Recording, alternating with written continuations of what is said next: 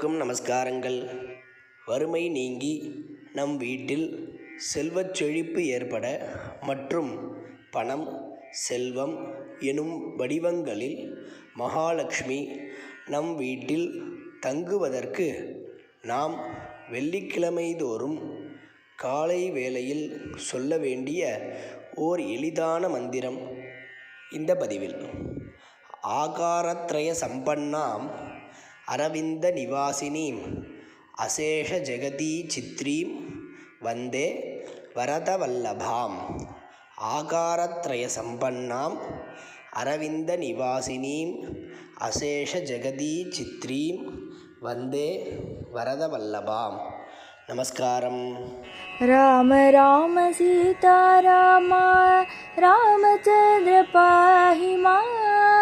राम कृष्ण गोविंद हरे पाहि मां.